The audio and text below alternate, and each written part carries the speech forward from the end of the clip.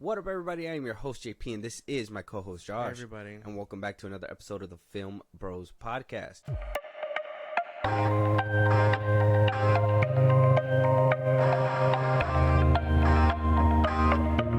So, Josh, we got another review today. Not just any review, okay? We got 2 seasons to kind of review. And I know it sounds like a lot, but it really Not isn't. really, no. It's not a lot because what we were reviewing today, I mean, you guys probably read it in the title already, but this show, more or less, every episode is about, 30 minutes? Yeah. And let's say 5 of those is credits, so maybe like 20 to 25 minutes, probably the runtime for every single episode. I usually I have a sort of a hint on like where these conversations are gonna go, but to be honest, with season 2 of this show, didn't get a lot of chatter. I don't know if it was completely clouded by Christmas and New Year's, and maybe people are just turned off of Marvel. Season 1 was really talked about and criticized, and you could kind of see where things are kind of going to head. But before we get into that, Josh, if you want to let them know what we are reviewing today. What if season 1 and... This kid puts on quite a show. I have eyes on the target. He does not look all that threatening. Looks can be deceiving, Your Highness. Are you sure you do not want any backup? Nah, I'm great with kids.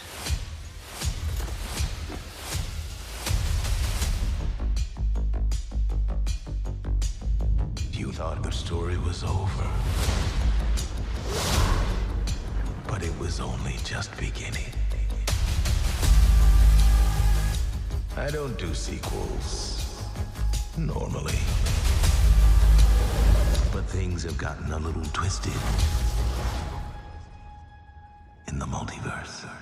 I've been looking for you for a long time. Time. Just be careful. I don't think I can bear to narrate what might happen next.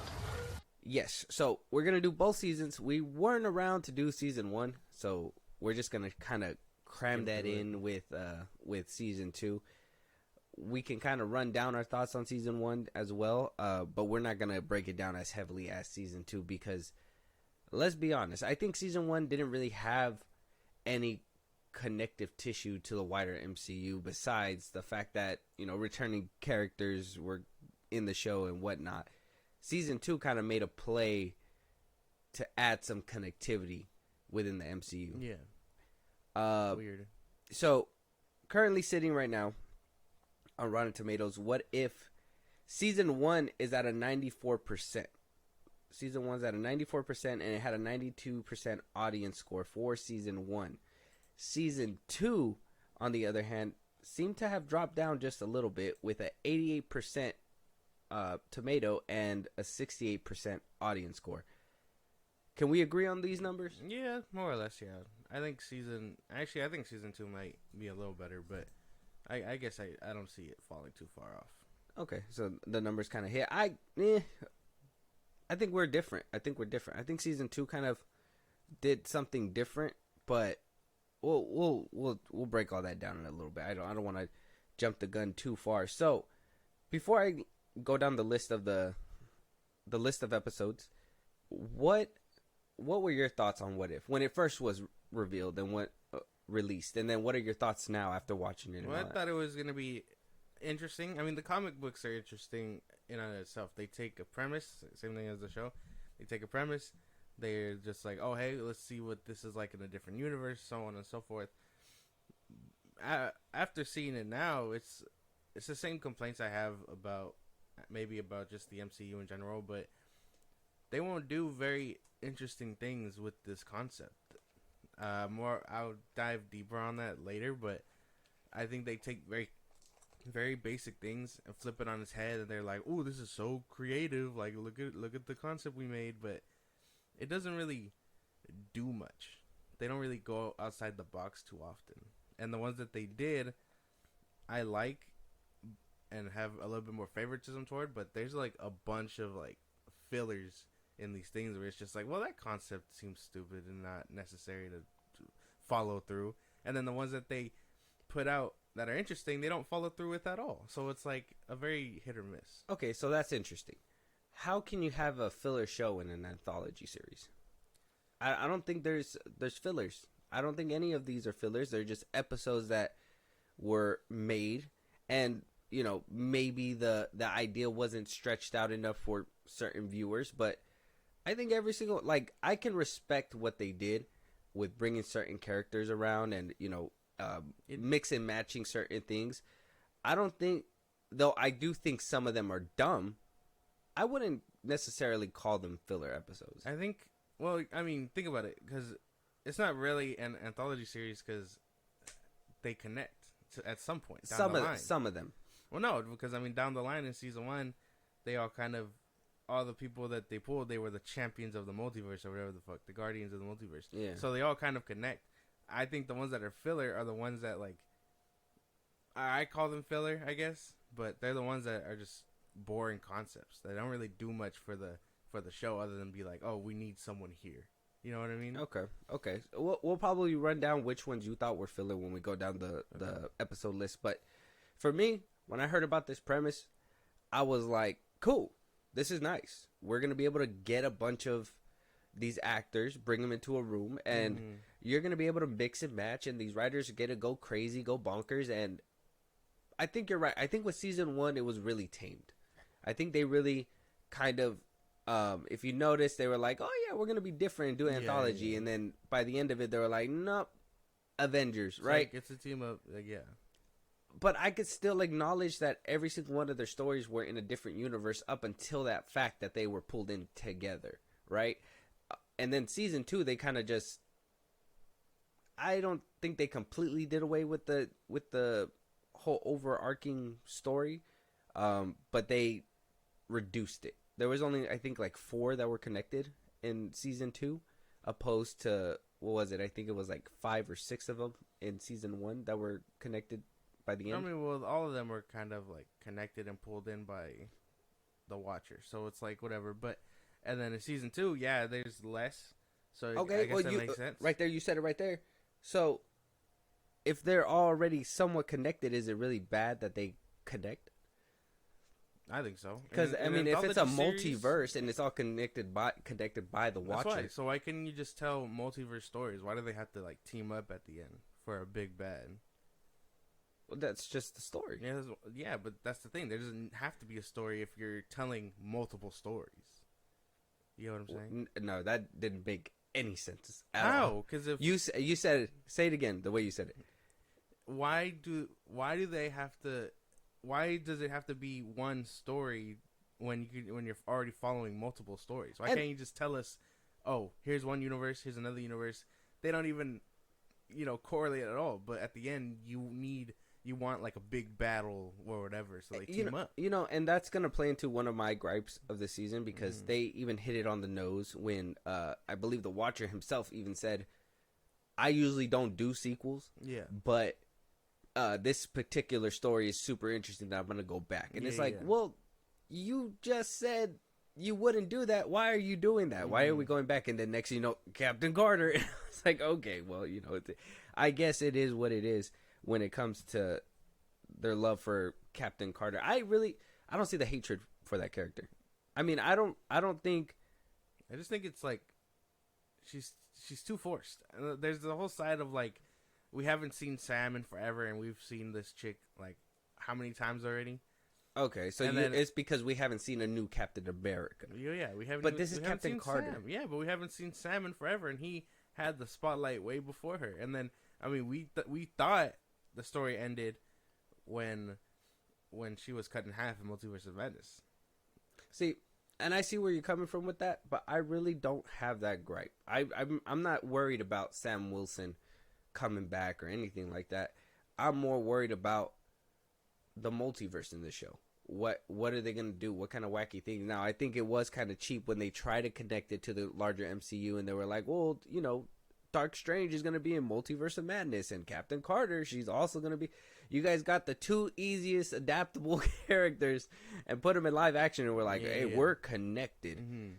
That's not. I see. That's where I'm like, okay, that's cheap, and that's why they're probably going all in on her, because she can easily jump from animation to live action. Because Haley, let's be honest, if Haley Atwell's at the steering wheel, we gonna put her out there. We ain't gonna leave her on the sideline. No, we gonna put her out there. She fucking. From what I heard, she killed it in Mission Impossible. She's ruling the world right now. Everybody knows her name. Why wouldn't you have this character front and center? Now, I could tell you right now, I don't think a lot of people care for Sam Wilson. Not anymore. Well, it depends. I think some people still do, and like again, some people can be overshadowed. She's probably overshadowing him, and I mean, that's fine, I guess. But I don't know. I think she's too forced in, and then, well, later down the line, when we talk about the season 2 finale, that's a whole different thing. Oh yeah, that was. I think she's forced. I think sure. I think we could probably. Like, I don't find her character unbearable because I actually do like unbearable because I actually do like some of her episodes. So like more down there, but I think that the finale of season 2 was kind of like way too much. I thought so too. There was a lot of punchy, and though honestly there were some cool scenes. I think they pulled a note out of Zack Snyder's handbook and was like, slow mo, guys. That's what we're gonna do in this season, slow mo. And they did. I don't know if you picked up on it, but they did a ton of slow mo in season 2. So we got Jeffrey Wright coming back as the Watcher. We got a good chunk of the MCU coming back. Haley Atwell played Peggy Carter. We didn't get back Robert Downey Jr. as Tony Stark, unfortunately. But Mick Wingert is voicing Tony Stark in this show. We got Benedict Cumberbatch back as Doctor Strange. Samuel L. Jackson back as Nick Fury. So Chris Hemsworth as Thor. Back, but RDJ. Basically, they're not gonna pay him that fat check. He's probably like, "Hey man, you want me to come back? You're gonna have to roll me that cheddar." Which, I think that's something that is, like I said, it's a gripe for me now that we're on the voice cast, is the inconsistencies of their voice. You cannot pull MCU characters cast from the MCU, pull them in, have them voice, and then other characters not be with the same voice. It just throws you off. Like, who is it? Like Chris Evans. Like Haley Atwell is Captain Carter. Yeah. You hear live action animation, that's her. Captain America, Chris Evans, on the other hand, he doesn't sound anything like the original, except for maybe like the way his voice is like shaped, if that makes sense. Like where he stops and where he talks, and like the way he moves his way. I think the actor is very well done. I think he does his best to get close. The worst offender, I'm gonna be honest, Tony Stark's voice double. I think he sounds dumb. He sounds really dumb, and I'm like, he doesn't land any of the puns that RDJ would have probably bodied in live action. So there is some downsides to those characters, and returning actors coming back to play those characters, and then some of them not. Can you agree with me? Yeah, because half the MCU comes back for this show, so I mean, but not the other half. Well, yeah, it's like Thanos snapped them out of existence. I guess the important ones or the big name actors haven't came back, and it's like that's an interesting premise as to why, but I mean, we know why. He was like, so RDJ, you want to come back to voice? He's like, here's my bag. And he's like, all right, Chris Evans, what about you? I know you're a noble man. He's like, well, how much is RDJ asking? Yeah. We're going to go somewhere else. Haley Atwell. Basically. So, I mean, I don't really have a problem with it, but like watching it, you're just like, man, that sounds nothing like them. So it's something you can put away, but at the same time, it'll probably like bite at the end of your head or something like that, you know? Mm-hmm. Yeah. I feel that. I just listening to them was just distracting. Well, I mean, yeah, because maybe that's why they don't focus too much on him either. I think they just kill him off. Yeah. Like even in the Killmonger episode, he had hella like lines, and you're just like, oh, this sounds bad. Yeah, and then what happened to him happened, and you're just like, well, there you go. Yeah, there you go. And then season 2, they decided to give him a whole episode again, and I'm just like, well, funny about that episode because that was supposed to be in season 1. Yeah, from what we heard, and that's why that's why I believe season 2 has 9 episodes instead of 8. They decided to one up it. Yeah. Which we'll talk about that connectivity when we get there. But let's go ahead and start running down season 1 now. Like I said, we're gonna kind of quick speed run season 1. So we're gonna I'm gonna name the first 4. We'll probably speed run through those, and then the second one, and then we'll really break down season 2 and our gripes with both seasons. So we have season 1, episode 1 is called "What If Captain Carter Were the First Avenger." Obviously, we know this is where Haley Atwell started her Captain Carter escapade. She, instead of Steve Rogers getting the serum, Captain Carter got the serum. She goes, she kicks ass. By the end of it, she gets into a portal where she seemingly disappears. We're just like, hey, that's the end of her universe. Next, with season 2, we get What If T'Challa Became Star-Lord. Now, instead of the Ravengers going to pick up Peter Quill, they go to Wakanda. They pick up Chadwick Boseman's Black Panther, which, he was able to do the lines before he passed away. R.I.P. Chadwick Boseman. And then by the end of it, he's not recruited at this one, right? By the end of it, the what's his name? The Keeper? Not the Keeper. The Collector. The Collector is thwarted, and Chadwick Boseman is off into the stars as Star-Lord. Basically, yeah. Episode 3, What If the World Lost Its Mightiest Heroes? This is an interesting one.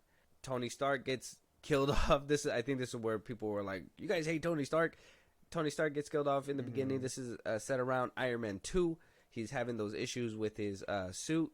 One by one, the Avengers start to fall. By the time we get to the end, we find out it's dun dun dun, Hank Pym. He was avenging his daughter and his wife, and Loki basically helps and then decides to rule. Moving on, episode 4. What if Doctor Strange lost his heart instead of his hands? So everything's happening the way that Doctor Strange basically happened, except now, what's his girl's name? Christine is in the car in the Lamborghini with him, and for some reason they make it a point to say that her death is a canon event. Oh, I'm sorry. It's what did they call it in the show? They call it an absolute point. An absolute point. So not a canon event, but an absolute point. For future reference, I will be calling it a canon event. That's basically what it's supposed to be. Basically, and I don't know why the MCU and Sony decided to patent their own different ways of saying it, but that's why I thought it was funny to poke a little fun at that one.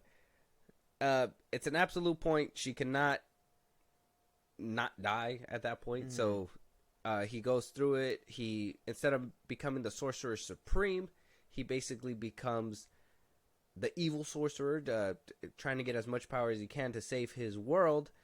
Turns out that his world was split. There's a real Doctor Strange within the same universe as his universe. They're just living on different sides of the spectrum.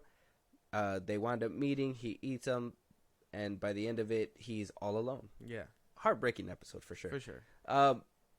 These first 4, any of these filler for you? How'd you feel about these? And I think the only ones that I actually found were filler was probably the T'Challa one. This T'Challa Star-Lord. I like Chadwick Boseman, and that's probably the only reason why I actually like that episode. But I really hate the supporting cast. I hate the Guardians. I hate the concept of.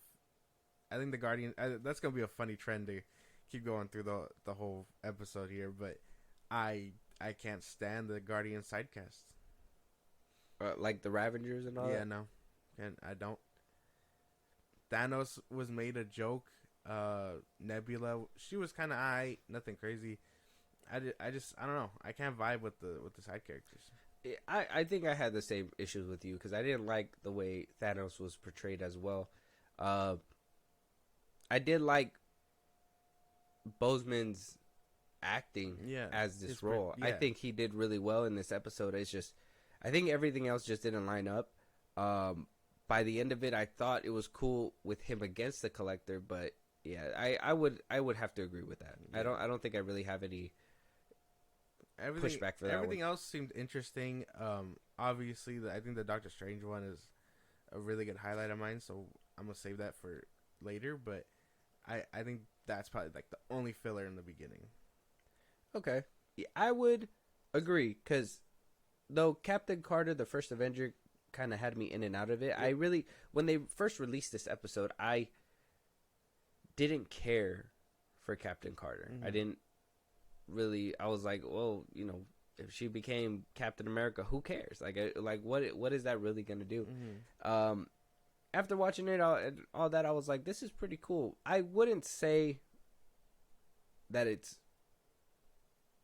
So you think it's filler because you didn't like it? Is that what you're saying? What? The T'Challa one?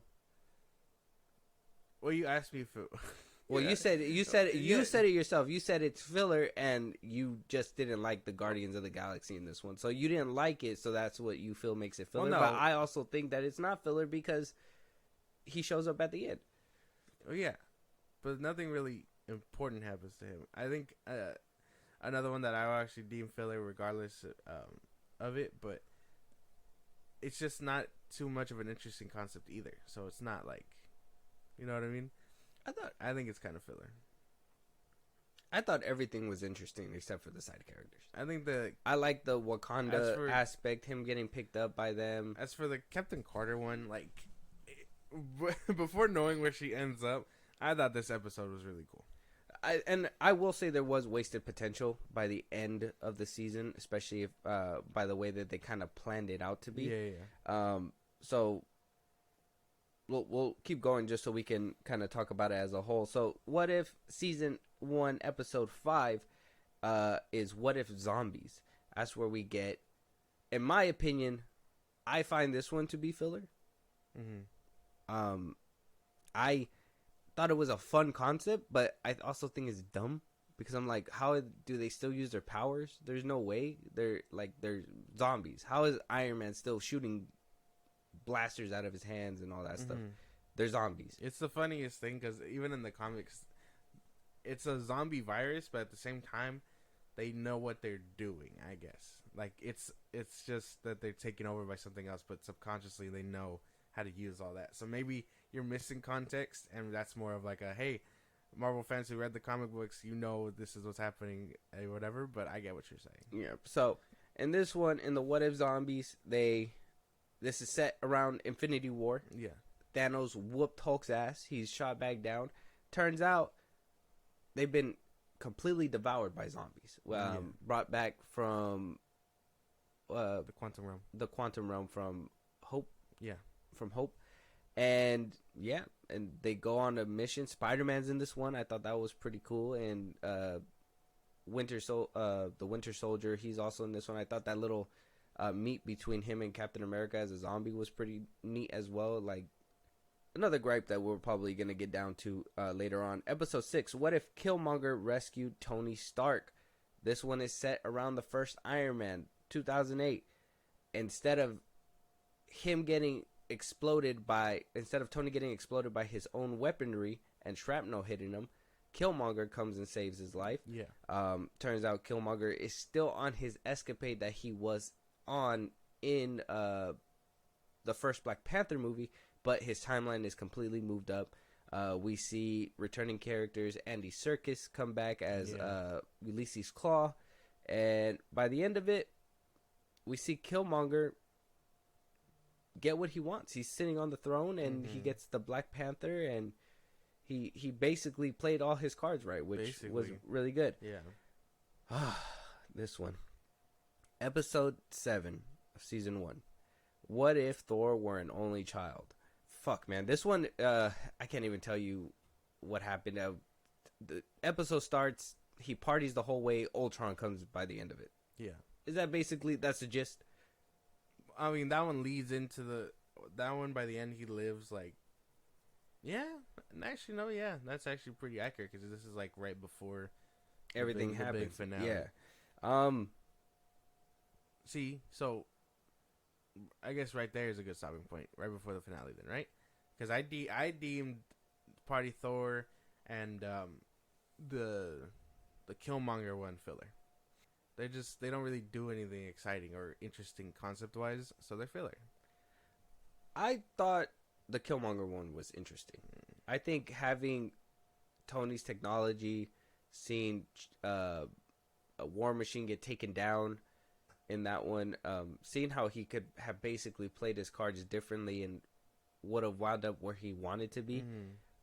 I thought that was a cool concept. I didn't have an issue with that one. I didn't like the way that T'Challa got like bitched. So Oh it's not yeah, like, yeah. Like I don't know. I think it was. I think it's just a weird concept. So I wasn't really like fucking with that. I think that one kind of got me too. I was like, oh damn, he fucking just went down like that. But yeah. in the movie, he was putting up a fucking fight. I think, like, I understand that, but at the same time, we're in a different universe where he wouldn't have survived their encounter. That's the thing. That's the whole point of What If. Like, yeah, you could say, oh, he got bitched, and I don't like that, but what if he wasn't strong enough to beat him, and he lost like that? And then Killmonger is able to do all these things. I thought it was pretty interesting. I didn't have an issue with that one. Episode 7, I had an issue with. Episode 5, I had an issue with. Those two, zombies, and if Thor were an only child, if Thor were an only child, I was like, bro, like, we don't care. If he was an only child, it would have been way better for him because he doesn't have fucking Loki trying to kill him every 5 seconds. We know that. Why didn't you guys do a little bit something different? I would say that one should have been kind of flipped around differently. It's only weird because, I mean, obviously we know that, like, our Thor or whatever, our canon Thor, when he was back in the from the first one, he was a one who was just like the warrior type. He wanted to do right by his people, this and that. How can he be so disconnected and just want to party all the time? Yeah. You know what I mean? Like, and I, like you said before, like, yeah, it's a different universe, things change, but it's like the fundamentals shouldn't change. I don't think it's the concepts around them that change. So it's like, no, because if the concepts around him that change, if that's what changes, it breeds a different product. I think that's another thing that What If kind of explores. If you're raised here, how does that shape your outlook on life? If you're put here at this point in time, how does that change certain aspects? It's totally circumstantial, and I think it works in its favor with What If. I think it's weirder that Jane still liked him after the fact. That I thought that was kind of weird too, but I guess, you know, they gotta have a love story. So with the last 2 episodes, we got What If Ultron won, and What If the Watcher broke his oath. So, like I said, in episode 7, we see that Ultron is invading Thor's universe. Yeah. Turns out, Ultron in his own universe wound up beating all the Avengers, won everybody. Tony made Ultron. He wound up getting Vision's body instead of Vision becoming Vision. He fucking wastes the whole Earth. When he feels like there's nothing more to do, Thanos pops through. He, you know, banana splits him. He gets all the stones, decides to go on this rampage, finishes his mission. The Watcher is somehow spotted by him because he's just unlimited power. Yeah. And he decides to wreak havoc on the multiverse. We got to see the Watcher put the pause on him a little bit before he decided to retreat and move on to our next episode.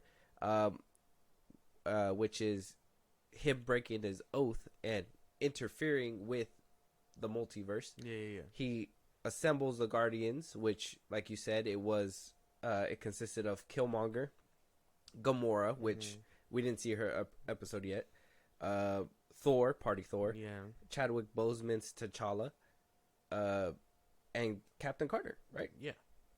And Doctor Strange. Well, yeah, Doctor Strange. So we had all of them team up. Now, like you said, filler. There was some filler, and by the end of it, it all reached to an overarching story. Untrue, because every single one was individual stories, and they were plucked for the overarching story, which was the last 2 episodes, and maybe like the last 30 seconds of the 7th episode. That's why I think at that point it's no longer an anthology series. It's So it's just one big thing, just so they can be like, hey, these are our heroes. We need to establish them before we nip them from their thing, and they can fight a big bad at the end. That's a story in and of itself.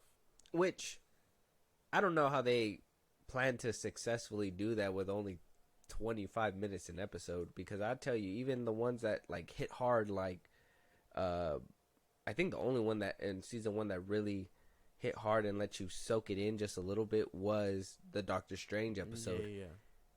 And the other ones, like the one Peggy Carter and Captain America, the first episode, that one I felt it, but it just, you didn't have enough time to sit with it, so you kind of just moved on. And we see her again at the end of the episode, the end of the season, just kicking ass. Not really. There's no emotional weight to anything. Oh yeah. And at this the end of the episode, she basically is in the present time, so or 2012 at the time, whatever. And my thing was too is that if you guys knew that you guys were gonna do this, why not add some emotional weight with Killmonger and Chadwick Boseman's Star-Lord? You know what I mean? Why didn't they create tension, like, oh, cousin, like, you know, I can't believe we're meeting again, or whatever, you know, like, Yeah. how did he know him if they, you know, he didn't know about a cousin back in his own universe, so now that he knows that there's one, why wouldn't there have been more fascination about that? Yeah. Why is it just like, oh, and then, you know, Killmonger, obviously he came from a universe where he killed his cousin, so it's kind of, it would have added that little bit of tension, and they just kind of dismissed it. Yeah. I don't know. It was a lot of, that's the thing, like, they gotta kind of speed through it, so it's like not a lot of meet and greet or whatever. Yeah. So, I mean, there is that throwaway line where he's just like, he calls him cousin, and he's just like, I'm not your cousin. And so, I mean, that's about it. Yeah, that's all we got. Yeah, throwaway line, and it's like, well, that was interesting, but again, there's not much connection here other than that they're just supposed to do a job before going back home. But yeah, I don't know. I actually like the Ultron video, the Ultron episode. I like the concept there. Okay. I like that out of all of them to survive, Clint and Natasha survived. And I like that. I just like Ultron winning. I don't know what it was. I think that was such an interesting concept.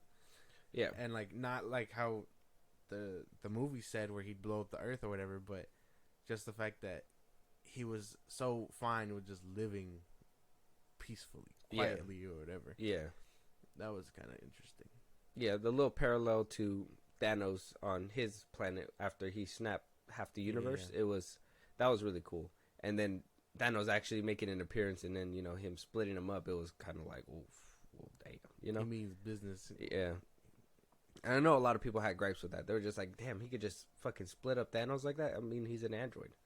What did you expect him to do? Exactly. He uses that laser thing all the time in movies and stuff, and you're just like, well, damn, that cut through this building like nothing or whatever. So, I mean, it makes sense. Okay. So, if you had to rate this series, or this first season, before we start talking about season 2 and kind of bridge the gap, if you had to rate this season on alone from 1 to 10, 10 being the best, 1 being the worst, 5 being in the middle, how would you? I think, even with the episodes that I think are filler and I don't really like, because the zombies one is kind of but I think there's a lot more interesting concepts that should have been followed. I give it like a 7 out of 10. I still had my fun. It was cool. Nothing crazy. Okay. I give it like, I'd say like, I give it like about an 8. No, okay. I'd say, I was gonna say 7, but I think like an 8, only because I did have fun. I had a lot of fun with these. Even the zombie one, I didn't really. It had funny moments. Yeah, exactly. I didn't care for it, but I had fun with it because there was those funny moments. The Spider-Man banter, the little Ant-Man thing. I like how they kind of went dark with that episode where they were like, Vision was feeding people to Wanda. I was like, Jesus. So Kills himself. That shit was insane. yeah, that was insane too. Yeah, he fucking suicide on and I know we're supposed to get on like a Disney Plus show is insane. Yeah, I know we were supposed to get, an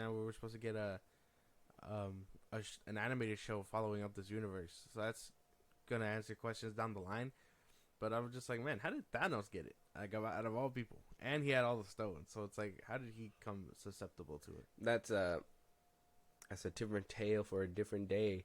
So I did have fun with this season, and best episode of the season. I mean, for you, Doctor Strange. Doctor The Strange. Doctor Top Strange three. one. Let me hear your top three. Top three. Let me get my list. Just for the season 1. Season 1. Okay, hold on. I have my list right here. Top three. I got Doctor Strange. What if Watcher broke his oath, and then what if Ultron won? Okay.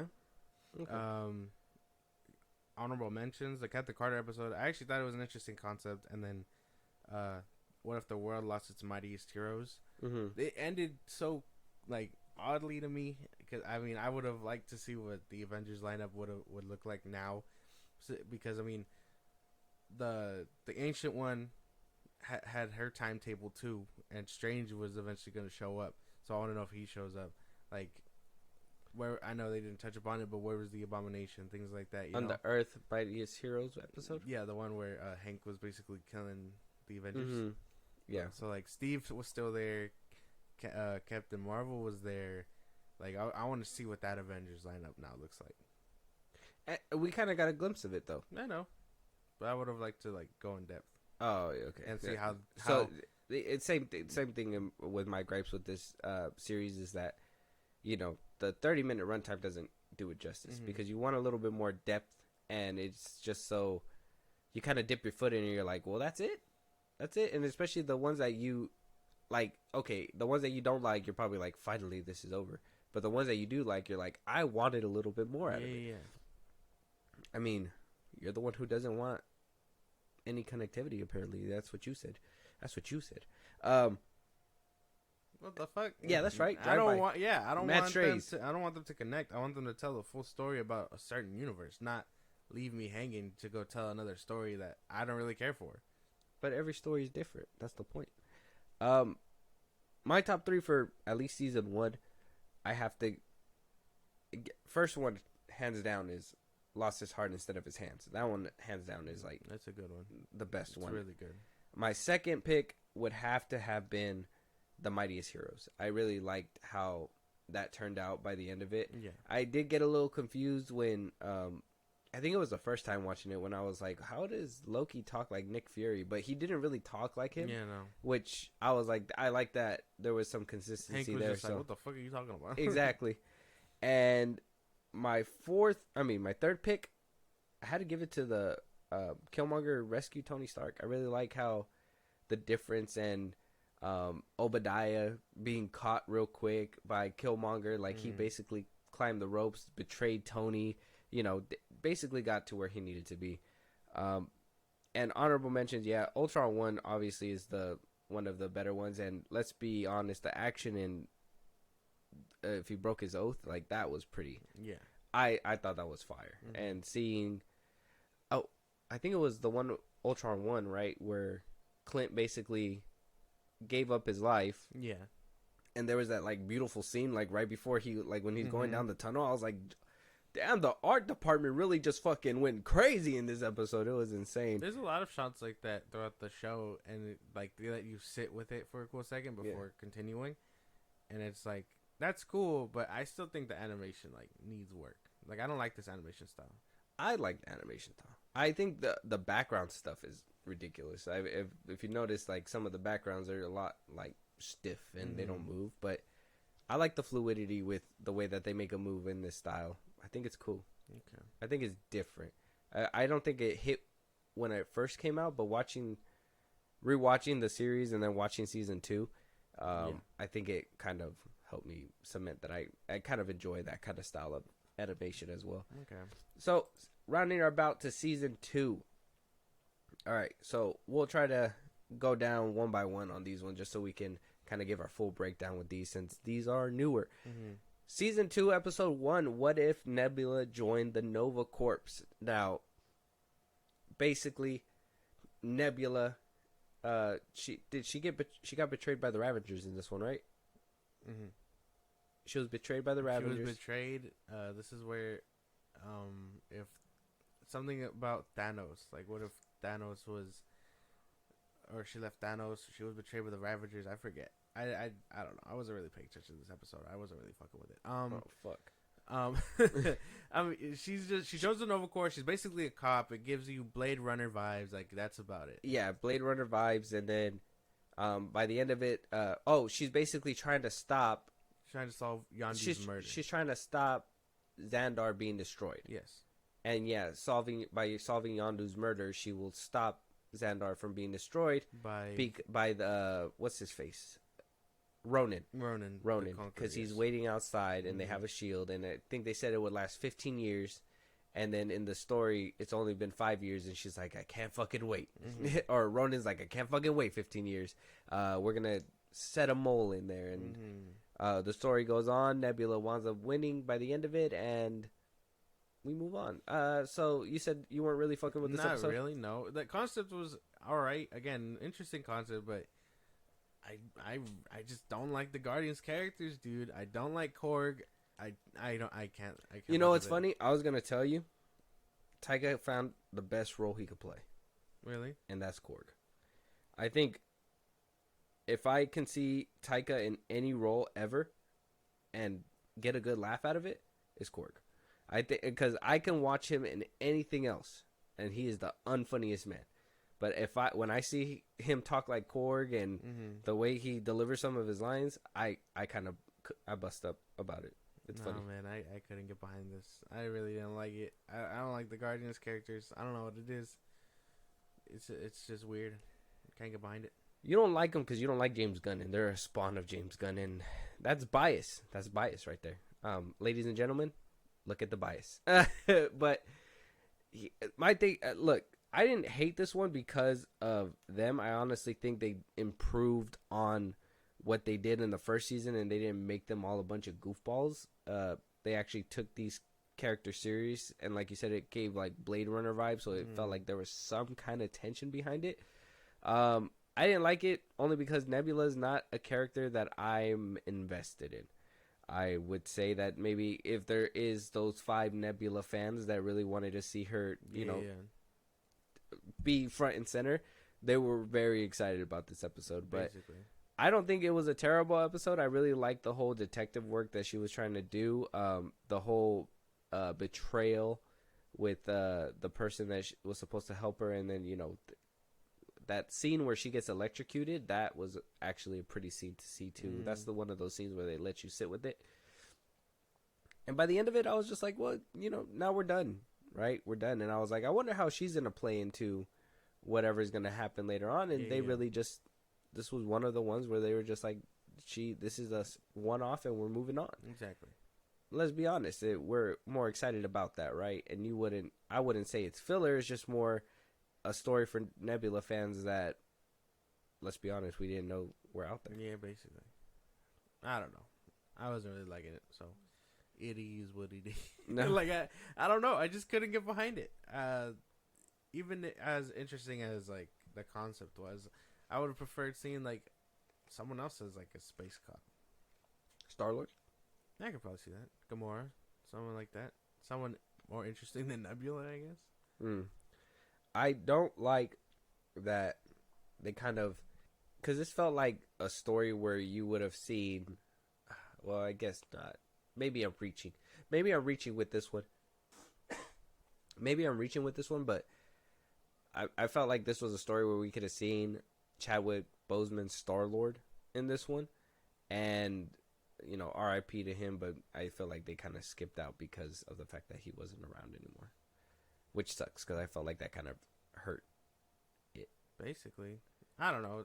It seemed like this was one of the ones where they didn't like want any other like character involved other than like sideline characters. So you had Korg, you had the Duck, Howard the Duck, and then you had Groot or whatever. So they really wanted her to be like the main presence, which I don't really mind, but again, I don't really like her character. Yeah, we don't fuck with a character like that. It's okay. I don't hate this episode, but I just don't think it was worthy to even be made, because I don't even think that there's a lot of people that rock with Nebula like that, to be honest. So episode 2, we see what if Peter Quill attacked Earth's mightiest heroes. So we're in 1988.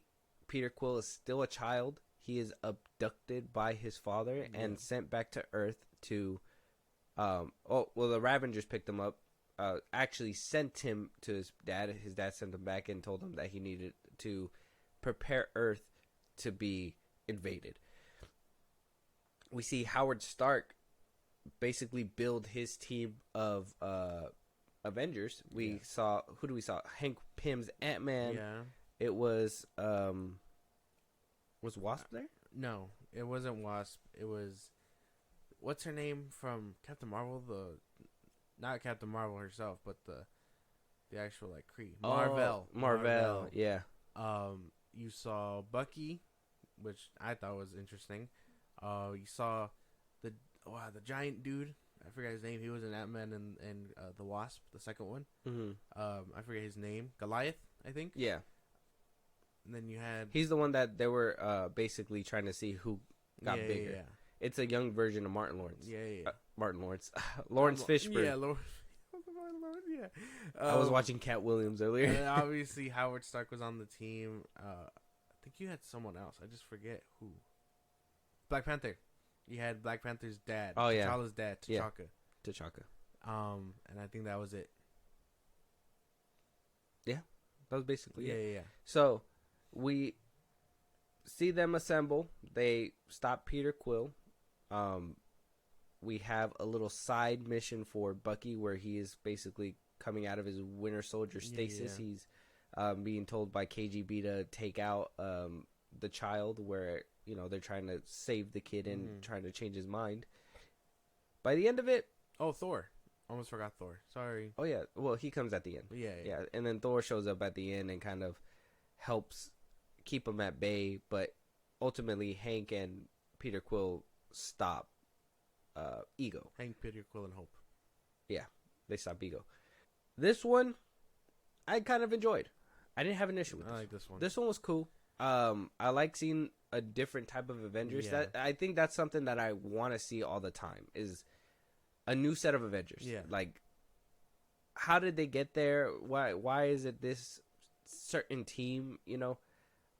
Why wait all the way till fucking 2012 to get the Avengers that we got? I like seeing Hank Pym. I told you I liked what's his face since we've seen him in the first Ant-Man. Uh-huh. Like, and I like that in other universes he's still like he's that guy. Mm-hmm. So I don't mind him being around. So I think when I see Hank Pym Iron Man Ant-Man, I'm always gonna like enjoy it because I just want to see more of him. Because I really like Scott Lang's Ant-Man, so it's like whatever. Oh, what? You don't like Paul Rudd? No, that's not. I like Paul Rudd. I don't like what they're doing with his character, I guess I should say. Like I find Hank Pym, his actor, and his Ant-Man way more interesting. Okay. Yeah, I liked this episode. I thought it was really well done. And this is one where I wanted to expand on. What if the Ravengers did their part, actually? Because in the first season, we saw them fuck up yet again and get the wrong kid, a different ethnicity and all. And in this one, they're just like, we're gonna return them. We're gonna bring them back. So it was interesting to see what happened.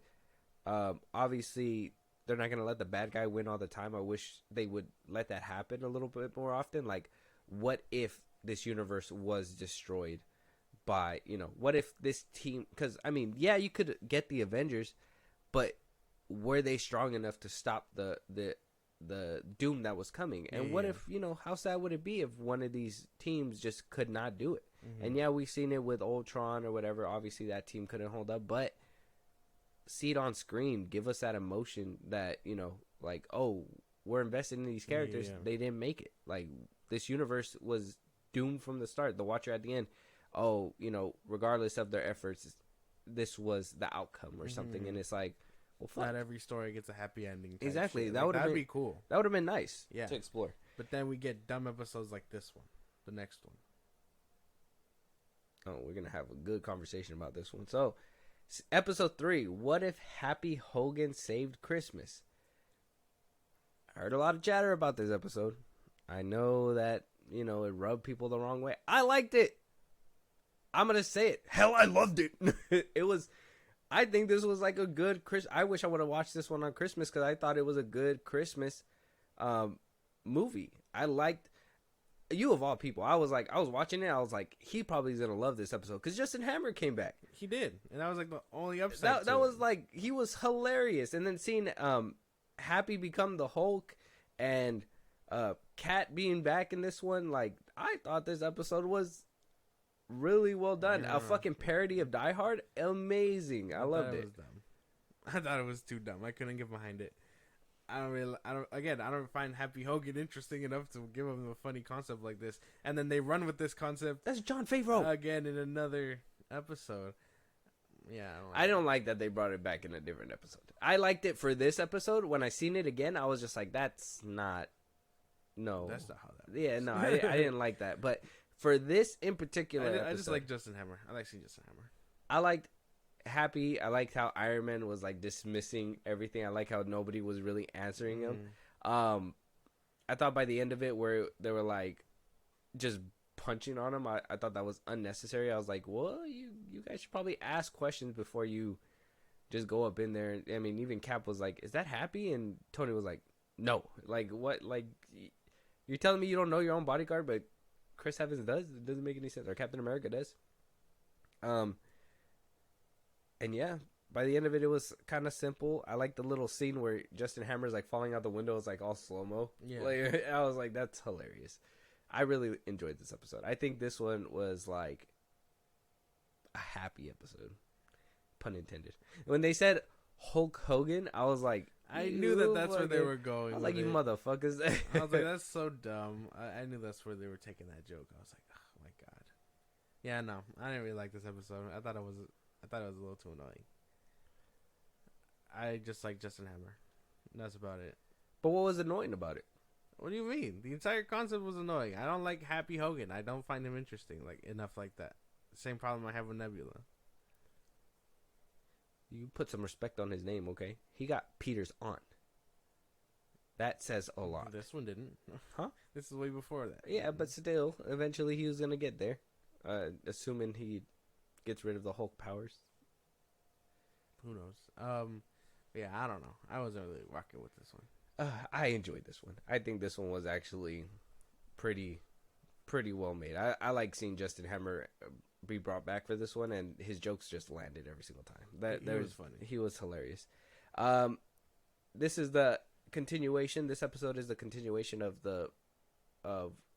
what basically happened to Gamora in season 1, but this was season 2, episode 4 is what if Iron Man crashed into the Grandmaster. So this starts off with 2012's Avengers, where he nukes Thanos' army, but he didn't make it back into the wormhole, and somehow, some way, I didn't think it made any sense, but he was shot all the way to the Grandmaster, the planet where Thor Ragnarok takes place. I forgot what it's called. Sakaar. There you go.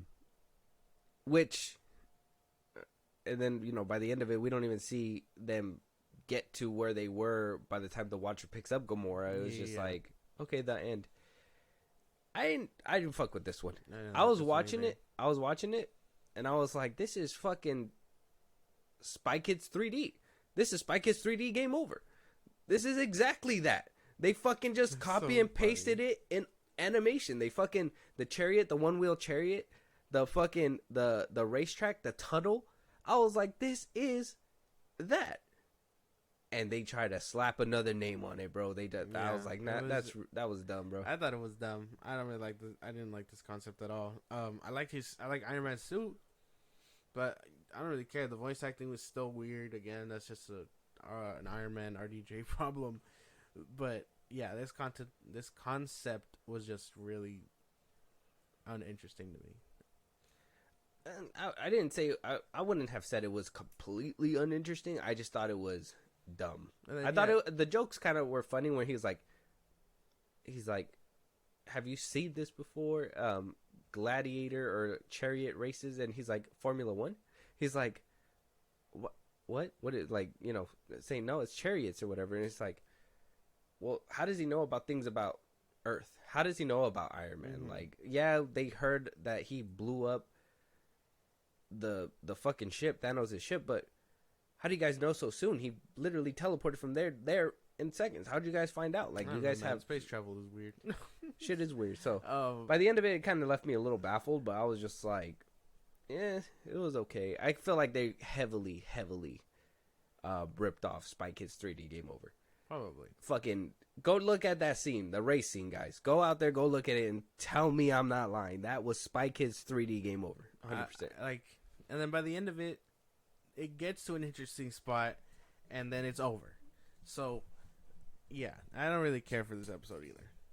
I think that they should have started off or ended the whole Sakaar thing a little quicker, and then move forward with the whole them planning to kill Thanos and stuff, because they kill Thanos and then whatever. But when we seen them in season 1, Thanos had seemed to put together the entire gauntlet or whatever, and they were melting it basically. Yeah. So I don't know. I don't understand the correlation.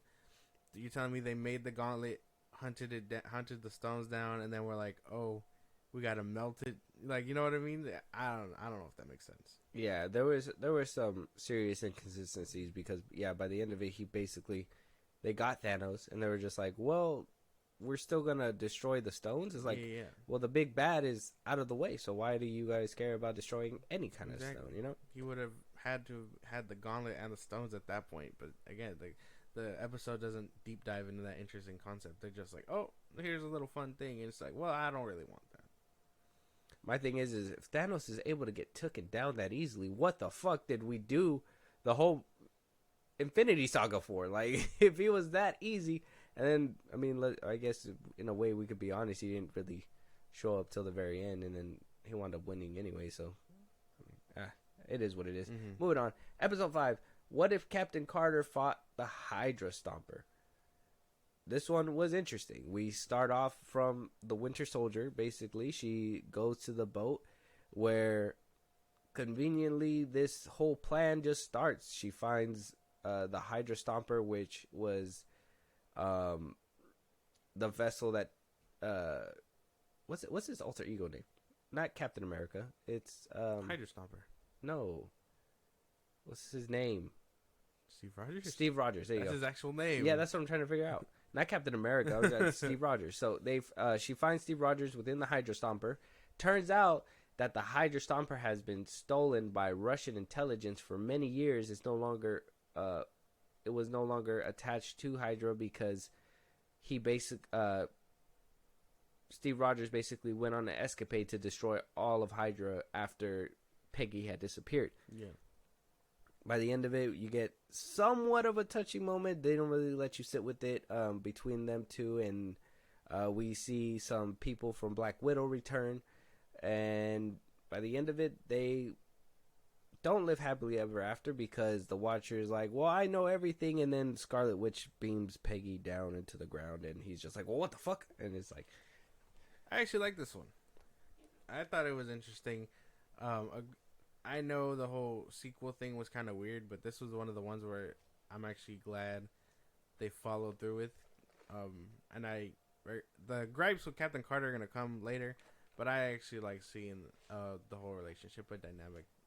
Her and Steve again, watching them try to rekindle what they had or whatever. I like seeing Bucky as the Secretary of Defense or whatever his role was, where he got to like age and live a kind of a happy life. Like, that was nice for him.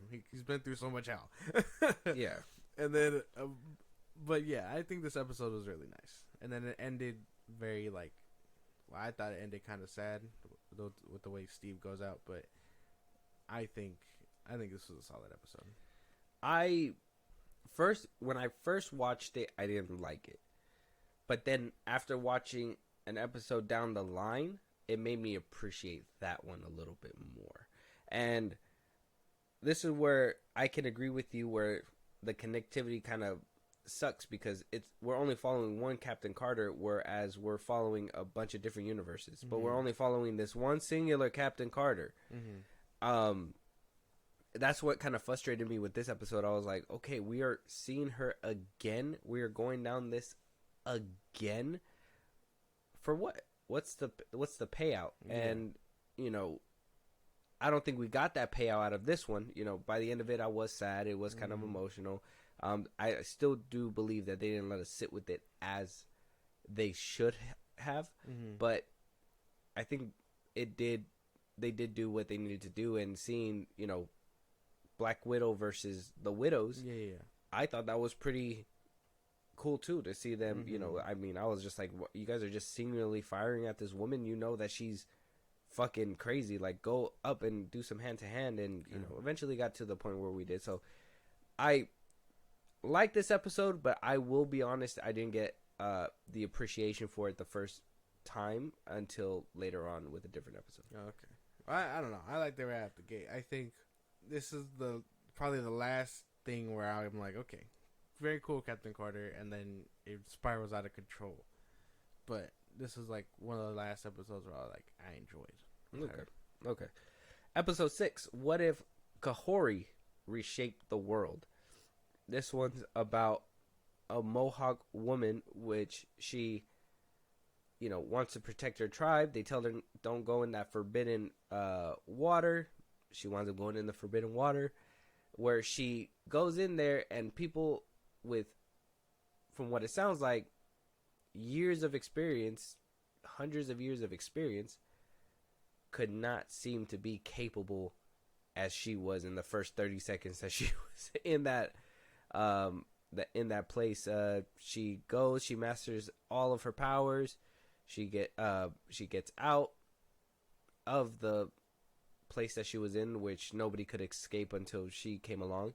Goes out there, defeats all of the Spaniards that were invading her home, and then that's that. I have mixed feelings about this one. I actually really like this one. Now, I have mixed feelings because, one, the dialogue, like, I get exposition and trying to let us know where we're at, but why are you guys having that kind of conversation with the family, with the little brother and all that, where they should have known all this stuff, right? It seemed like they put more dialogue and more exposition just so they can show off the native tongue. And I get Marvel and Disney trying to show off, you know, culture and, you know, trying to give it to us properly, but I think they overdid it with this one. I think they tried to cover the steps so much they overcovered, and we got a bag of just, you know, culture, women winning, and yeah, that was basically it. That I gotta be honest, that's basically what we got. It wasn't they and I'm not even saying that as a like a weird thing. It's more of a, why is it that she just got there and all of a sudden she knows how to do everything? Why is it that all these other people who've been here for centuries, hundreds of years, don't know what half the things that she learned how to do in seconds? It was just insane for me. I think I understand why people like it. I'm not saying that it was the worst, but I just don't see it as the best episode out there either. I liked how original it was. This is I not to the point of them having to create an original character. I want them to take concepts like this and just flip them on their head. And if someone comes out and is birthed out of such a concept, then fine. But I thought this was probably the most original idea for both seasons up until this point. I actually really enjoyed this episode. I would agree with that, but the execution was just bad, I would say. I don't think so. I told you how, because how is it that she... Okay, well, let's start with the culture stuff first, right? Well, no, I didn't really tell you, but in my head when I was watching it, I was like, I understand that, you know, they got to speak their native tongue, and I understand that, you know, this is their land, they're going to be doing that. But why not just do what you guys always do? Have us hear all this exposition in English, then having us read it on the screen and hear all this stuff that, let's be honest, not a lot of people know what she's saying. Now, when the Spaniards were talking, I was like, okay, I understand them. I don't need to read the words. I can understand what they're saying. Yeah, but most people won't. Exactly, right? So why not have had that English and then when they're talking amongst each other, have that language barrier, show that, you know, they're not actually speaking English, but we're only listening to them in English. You know what I'm saying? That would have probably helped with not trying to like overdo it, in my opinion. And then when she gets there, my thing with that one is that she just learned everything. Same thing with every other gripe that I have when they decide to just put this like women out there. Is just like they just try to make them too good too fast. They don't give them enough time to grow. Like Captain Carter, they showed her birth and like inception and like what drove her to be this person and why she's able to do certain things. We didn't have enough time with Kahori to even know why she was special or why she was able to do things better than anybody else. Why? Just because she's her? Well, she was a little bit of like both, I guess. She was more determined than they were to go back and save their family. Everyone else was stuck by tradition to be like, no, we're here for a reason, bro. We ain't got to do all that. Well, yeah. And I understand that. But at the same time, it's like, well, she was just more eager to learn so she can get back. So, I don't know. Yeah, I don't know. This one, I don't know. I split for sure. I think I like the concept. I like the originality. The Tesseract getting shot down and, you know, going into the lake, and then the Spaniards coming down and being like, we heard about the Fountain of Youth.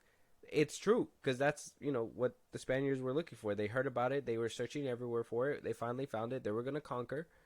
And, you know, I like the historic accuracies that kind of like were sprinkled out through here. But then, you know, like I said, Kahori's cool. It's just, why did they, like, she would have been such a more interesting character if we were able to see a little bit more struggle come out of her. Know why she's doing half the things that she's doing. Why is she so determined? I understand that she wants to help her little brother, but that all these people that are in there have family. Why did they let it go and not her? Yeah, she's more determined, but why? Why is she more determined? You know what I'm saying? To save like, her tribe and her family. Everyone else got complacent. That's and what by their tradition, they were just like, hey. And then when they said that they tried to escape, but It's they just out were of there. reach. They were there for a reason. They thought, but no, she was just like, well, fuck that. Yeah, no, that's not good enough. That's lazy. That's lazy. Oh, we just stopped trying. That's lazy. Like, I understand. Like, they could have. I understand that they were going down the route of trying to show, like, you know, it's hopeless, but they didn't even give us that hopeless feeling. She tried a few things, it didn't work. She tried some more things, it didn't work, and then she did the last thing. She finally found, somehow, some way, conjured it up and brought the portal down. It's like, you didn't give us that fail and letting us feel that failure. You just were like, okay, we gotta keep the pace going because the end of the episode is coming up already. Well, the sense of urgency was them making their way in. So if they can make their way in, she was just like, oh, this is wrong. We got people to save on the other side of our people to save on the other side. And so they go and do that. I don't see your gripes.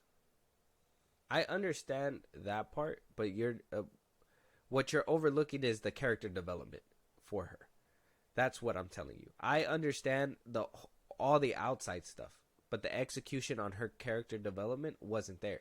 They tried to give it to you with over exposition instead of giving you the trials and tribulations that they put Captain Carter through, that they put Captain America through, Iron Man, all these people. And I understand that we don't have enough time for that. But if you don't have enough time to establish a new character and show their motivations, you're going to be getting people that come out and be like, well, she's a Mary Sue. And it's nobody else's fault besides Marvel, because they just bring her out and it's just like, oh, she's supposed to be the more powerful one. This is the one that's supposed to do it. But why, though? Why? We know why. No, I just told you why. You said determination. Yeah, she was determined to get back to save her family. That's why. It was her determination and drive to learn, to which made her bring that portal down and be like, hey, y'all can follow if you want. Well, you know what made it hit harder? If there was determination, and then she like them, got complacent. She was like, well, you know what? She was getting complacent. No, that's what I'm saying, though, right? Is that they went that route, but they didn't let you stay with it because they were like, hey, show must go on. The end of the episode is going to be coming up. They didn't let you get that character development properly. And when you come to a new character, you need that proper development. Peggy Carter, she got a little cheat code because we kind of knew who she was from the other movies. This one was an entirely new character. This one probably would have benefited off of maybe 5 to 10 more minutes of runtime. I'd say maybe 5 more minutes. 5 more minutes would have probably made all the difference. But they just kind of skimmed through. No, I don't think so. Yeah. Let us know out there what you guys think of the Kahori episode. I just think it's character development. Everything else was fine. Just the execution of the character development just wasn't there. 100% it wasn't there. Moving on. Episode 7, though. What if Hela found the 10 rings? So, instead of Odin banning his daughter from Asgard and sending her straight to hell, he decided to do what he did with Thor and, give her a chance of redemption. Sent her down to Earth, gave her helmet a good speech and said she's only worthy if she shows mercy because she didn't know how to do that. She gets sent to where? Where's the place called? I forget what it's called. She basically gets sent to China for the 10 rings. Yeah, for the 10 rings. And she meets Shang-Chi's father. Mm-hmm. He already had the 10 rings. He was like falling in love with her, even though she was evil. And then that was funny. And then she went to go to Ta Lao, right? Ta Lao. That's where Shang-Chi's mother was. Mm-hmm. And she gets her training from there. Her eyes are open. Her redemption arc starts. She goes and fights against Thor. Odin, aiding Shang-Chi's father because of the fact that he went there because what's Idris Elba's character? Heimdall. Because Heimdall couldn't see Hela past the last place that she was at before she went to Ta Lao. And so, thinking that she's dead, he comes down, tries to avenge her. She pulls up, it's like, nah, I ain't dead, leave us alone. I'm doing my own thing now. Has a whole reshapement arc, and, by the end of it, she's White Hela. Yeah, the goddess of life. Gandalf the White, she is. Yeah. I don't know. I thought this one was a mixed bag. Like, it had interesting concepts. I like that she learned everything. I kind of liked her character arc. I don't know. I just think that retelling Thor's story with Hela was kind of lazy. Mm-hmm. I agree 100%. I think that was the only issue. I don't think everybody needs a redemption arc. I don't think villains need redemption arcs. I know, they gave it to Loki. They gave it to apparently there's rumors that Killmonger might be making a comeback. Who knows? Mm-hmm. But, they have a villain problem, and they think, hey, with this one, we're going to go ahead and give the villain another redemption arc. Yeah. We don't need that. It would have been nice if, she mastered that, took over, that whole place. That's what I thought. I thought she was going to kill him and take the rings. Yeah. That would have been a way more interesting story. That's literally what I thought that we were getting into, too. Like, she was going to take the rings and be like, well, I don't have that power. I have this power now. Yeah. Open up that vault where, she was hearing the whispers of her name, and nothing like that played out. It was very tame. Watch her conquer Midgard, because they're a lesser civilization still. Yeah. And watch her try to rule, and then Odin be like, "Holy shit, bro! I came down here so you can learn. That makes shit worse." Yeah. And then they duke it out, and that would be nice. She kills Odin, something like that. That'd be crazy because it'd be doubling down on her evilness. Exactly, but this one they were just like, nah, yeah, but redemption. There's still some cracks in the armor where redemption is possible, and I was just like, no. It didn't really. This one for sure, 50-50. Yeah, maybe 60-40. Yeah, something like that. Well, they tried with this one. They tried for sure, or maybe not. I kind of felt like it was lazy, but we'll see. Episode 8. What if the Avengers assembled in 1602? So you remember Peggy Carter getting sucked in the floor by Scarlet Witch. Yeah. Well, here she is in episode 8. She is brought there because there is a man out of time there that is causing rifts in the universe that is basically sucking up a lot of characters that are being ruled by Thor. Yeah. Thor rules the world. Samuel L. Jackson's Nick Fury is his like liaison or something. Happy Hogan's his bodyguard. And from there we go down the road. We find out that by the end of it that Steve Rogers was the man out of time. I guess that he was during Infinity War. He was fighting Thanos and hit the time stone by accident, and then got pushed out into a different time. Which I thought was interesting. I thought that was pretty interesting as well. And this is the episode that I tell you kind of enhanced episode 5 for me. Because I enjoyed it. Like Captain Carter being brought back and being like, well, she's the one to do it. It's like, well, why is she the one to do it? And, you know, by the end of it, I thought it played out nice. I'm like, how do they have the technology to shrink and stuff in 1602? But, you know, I guess, what if, you know? Yeah. And by the end of it, when we found out that Steve Rogers was the man at a time, and it was kind of like, well, I can't let you go kind of a moment.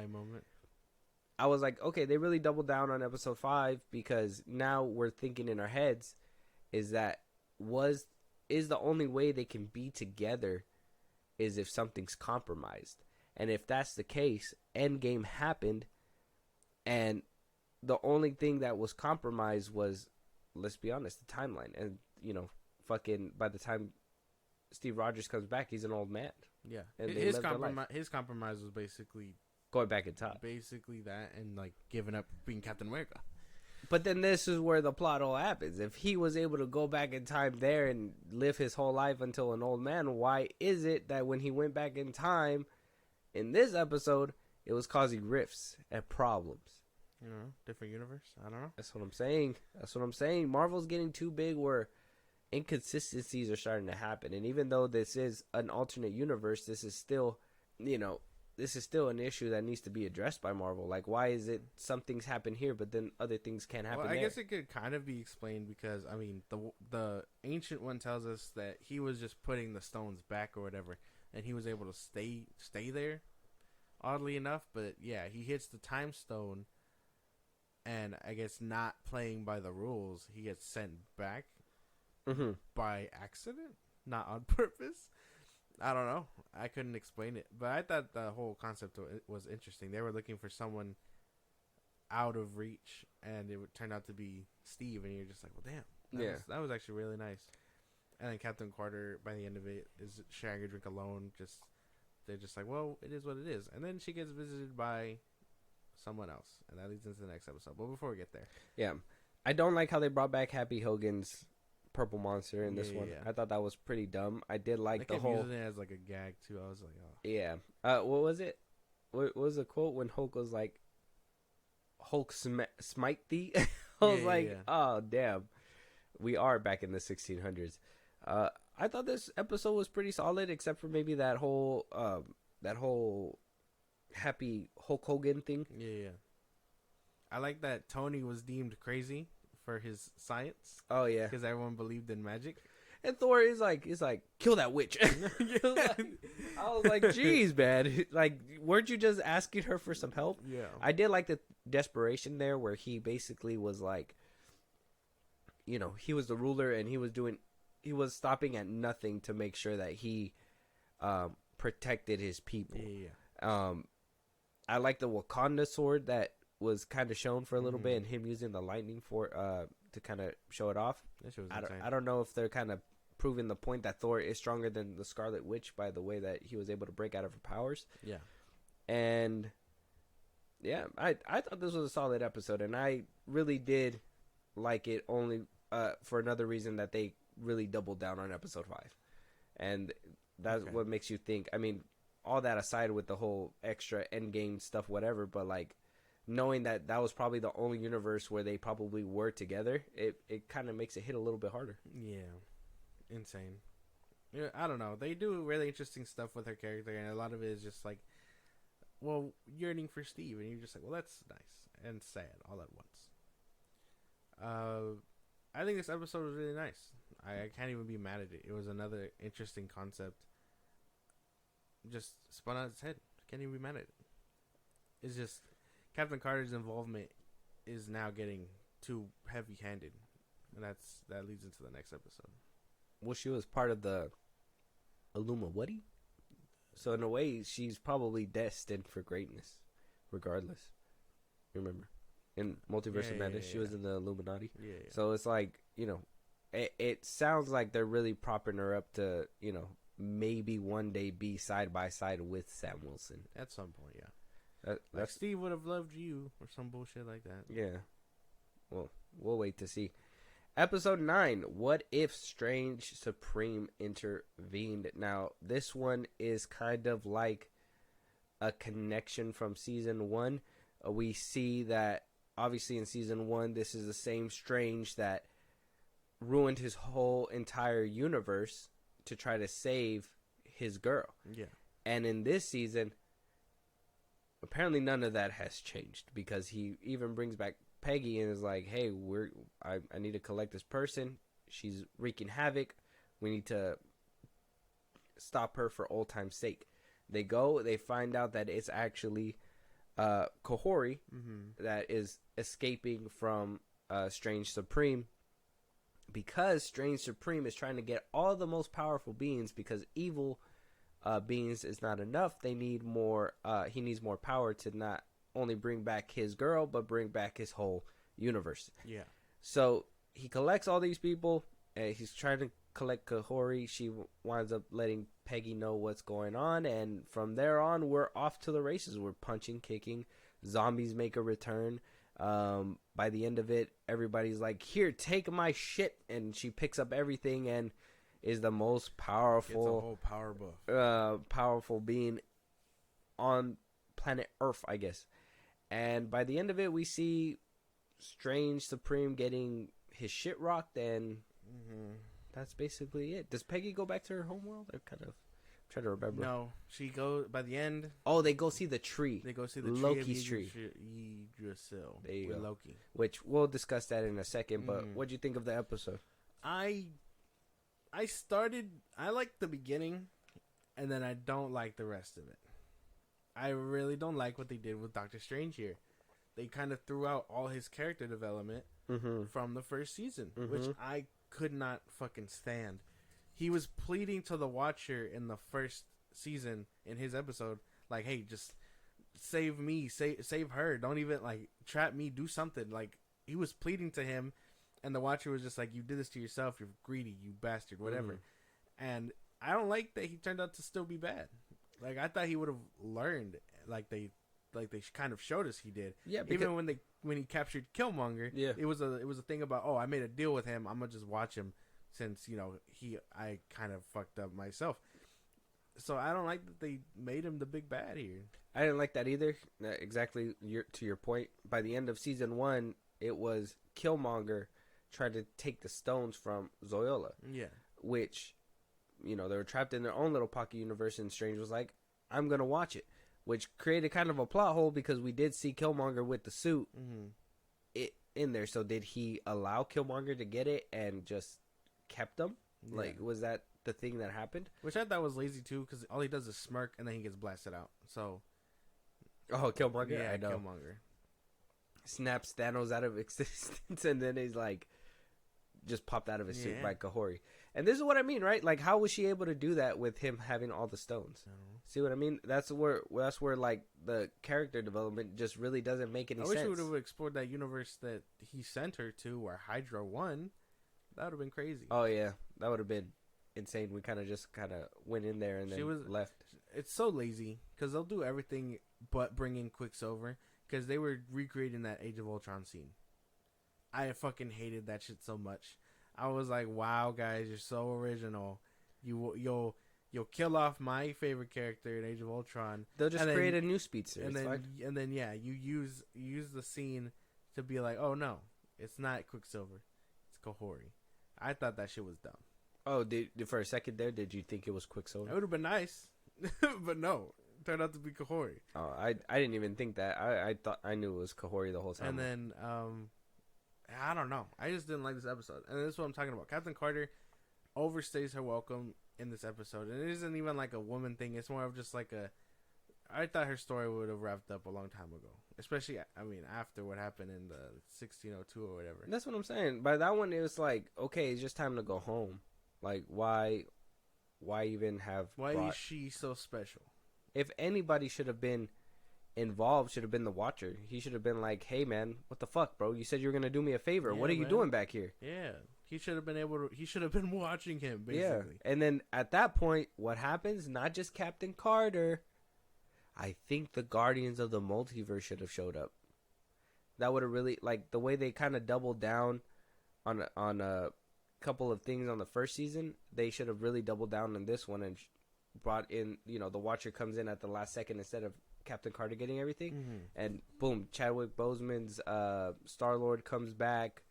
Gamora comes back to stop Strange this time, and they have that whole conversation or whatever, like, oh, we fought together. They and, couldn't do that only because the Watcher breaking his oath twice seems kind of weird to them, I guess. I don't know, but he told Carter, hey, I'll send you back to your universe. Yeah, but that's not like that's interfering. No, it's not. Yes. What do you mean that's not interfering? That is interfering. I don't think so. Wanda brought her there with him not knowing or seeing it. So him going out of his way to be like, hey, she brought you here, I'll take you back, that is interfering. Well, no, because he's supposed to keep order and balance. I think him just taking her back is. I don't think it's interference. Yes, it is. This is the story. He was willing to interfere there, but not anywhere else. I mean, yeah, he got turned down, but still. And then by the end of it, they were like, hey, the cop out is Doctor Strange. He'll be able to get her out of here. And then they were like, well, we're about to make him evil, so yeah, might as well. Yeah, they threw away all his character development. And it just, I refuse to really take this one like that, because then it kind of brings down a lot of what happened in the first season where he, has those regrets and all that, because now it just seems like he was a kid playing a trick. Like, I don't know. I didn't really like that. I thought that was so, ridiculous. They couldn't get someone else to do it or actually make a new big bad for this. I don't know. I would have preferred that. I didn't like that they did Doctor Strange dirty like that. Especially after, all his development from the first season. Yeah, I would say that is what kind of hurt this episode. You get a lot of cool little references. You see Hulk again. You see very interesting concepts from different what if universes. Mm-hmm. So I thought that was nice. But that was about it. They were just quick, oh hey, that would have been a cool concept to explore, but then it gets wasted. Yeah. How is Kahori almost as strong as Doctor Strange? Who knows? Because technically that's only one power stone that she's being powered by. Yeah. And it takes 5 to stop or even be on par with his power. One strong space stone. Yeah. Yeah, that's the development that I mean, guys. But yeah, man. Overall, I mean, we kind of, before we talk about the ending and what the connections to the grander MCU that this is kind of showing off to have, what do you think by the end of the season? What do you think? 10 being the best, 1 being the worst, 5 being in the middle, and I actually really liked a lot more episodes here than the season 1. Season 1 had good ones, but nothing as interesting, I don't think. I give this one an 8 out of 10. See, I'm going to just start off with the number, because I was going to give it an 8.5, this one. I think it improved a little bit on what season 1 did. Mm-hmm. This one was fun. I think I had more fun with more episodes in this one than I did with the first one. I think the only one that really lacked fun was episode 1. Again, that's probably just me not being a fan of Nebula, because I think some people probably would have enjoyed that episode. Yeah. The Hela one was kind of okay. I think that was one of the bottom ones, and I would say the Kahori one is kind of the bottom one. But everything else, the concepts were fun. Everything about it was fun. The Happy Hogan one was hilarious. Out of this one, I would say the three that really kind of pulled me in was the Hydra Stomper, the 1602, and I would say the Peter Quill attacked Earth's mightiest heroes. Yeah, because I got the first one, Peter Quill attacking the Earth, Captain Carter fighting the Hydra Stomper, and then I like the Kohori episode. Okay. Now, out of both seasons, what would be your top 5? Both seasons? Like mixed together.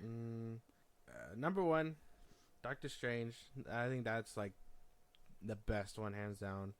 I would say then Peter Quill attacked Earth from season 2.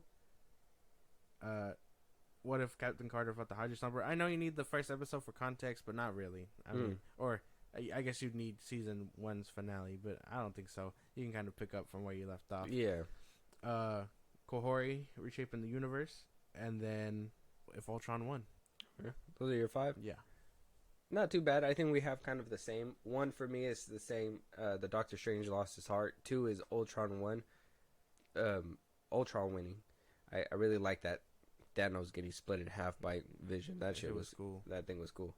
The third one, If the World Lost Its Mightiest Heroes. I really like Hank Pym just fucking annihilating everybody. I don't know what it was. Fucking Hulk exploding and all that stuff. 4 is What If Peter Quill Attacked Earth's Mightiest Heroes. I like that one too. I think seeing a new Avengers team is something that, It's refreshing. I hope to see more if they do more What If episodes. Yeah. And my 5th one is If Happy Hogan Saved Christmas. Yeah, I thought you would have had the season 3 teaser. We'll react to that right now. First, let's talk about a little bit of the connection. So one thing for sure is the Tree of Yggdrasil, right? Yeah.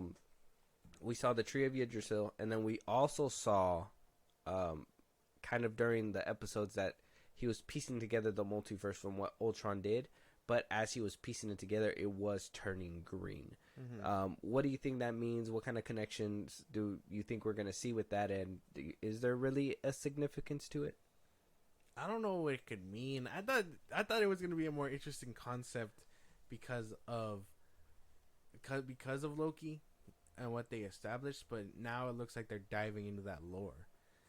I thought when the universe 1602 was collapsing that it was because of Loki's doing, but I guess it answers the question we had when we did our Loki 2 season review. Check that out wherever you get your podcast. That other universe still exist regardless of what he did. So the ones that he's keeping alive, the Watchers just like watching them. I don't know how that can work. And yeah, when he was piecing it together, they were turning green. So that were they being fueled by him also? So like maybe with Strange's help, he was reviving the multiverse, and Loki used still that power cell. But I don't know. I don't know what it could mean. That's my thing too. Is that why wouldn't the Watcher have seen that coming and be like, "Oh, the multiverse is about to change"? And if that's the case, how is he watching it now? If it's all lines in a tree, like how is he watching it? Because before it was like mirrors and glass, like seeing through windows, and now it's like they'll be looking at a tree. Yeah, I don't know. Is every universe an apple or something? A vine, I think. A vine. That's something that is.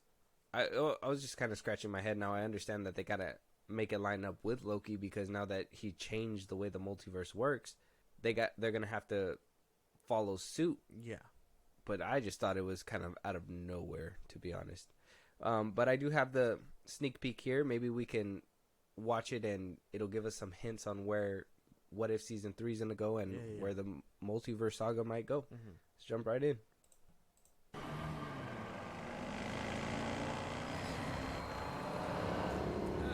These fries are pretty good. They must be made from Russian potatoes. Ha! Russia's the best. Oh.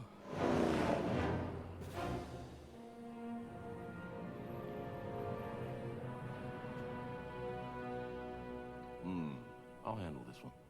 Relax, relax. Red Guardian has this. Are you relaxing? It's very hard to tell. Your eyes so angry like Winter Fox.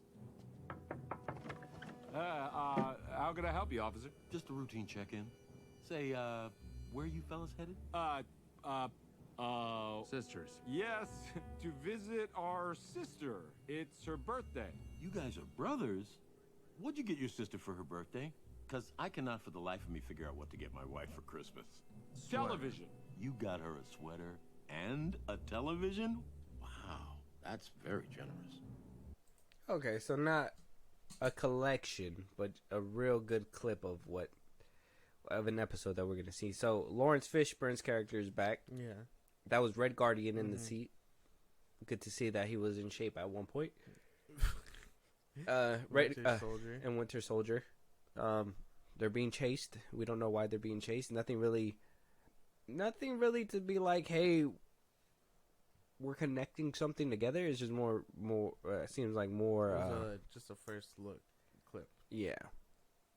So, a little disappointing for me. I was hoping to see a little bit more and maybe like a hint of where these what if things are going. Now, maybe, you guys are out there listening and you're like, well, why don't you just take a show where it doesn't go anywhere and just enjoy whatever it has? I was in season 1, but by the end of season 2, they decided, not me, Marvel decided to put the Tree of Yggdrasil at the very end of the show. So now I'm expecting it to go somewhere. Just like people are expecting, Multiverse of Madness to go somewhere. They thought Marvel's was going to go somewhere.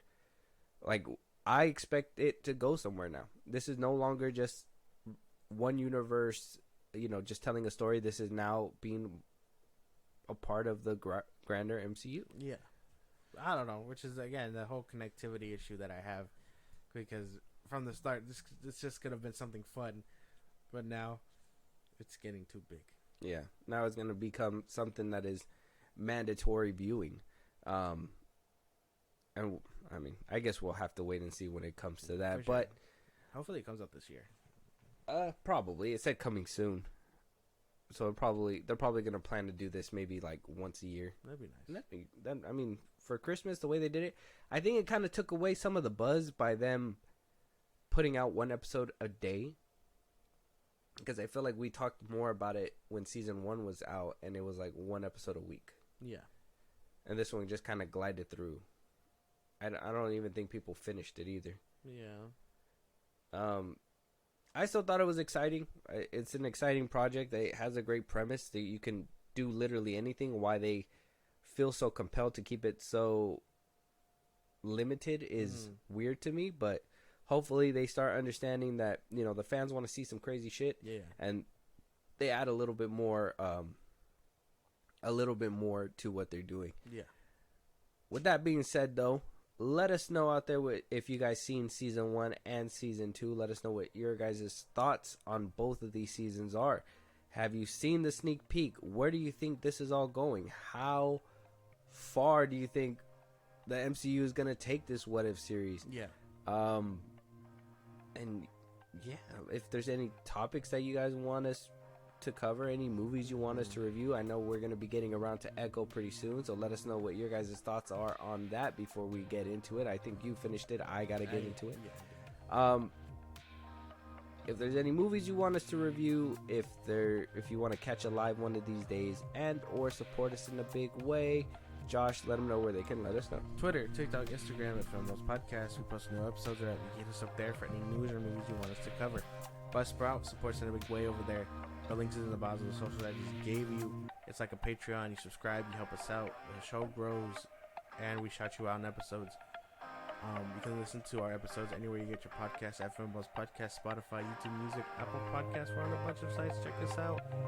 Be a part of the conversation on Twitch at FilmBros Podcast every Saturday and throughout the week. We're still planning on figuring that out, but you can be a part of the conversation. Keep the notifications on Twitch at FilmBros Podcast.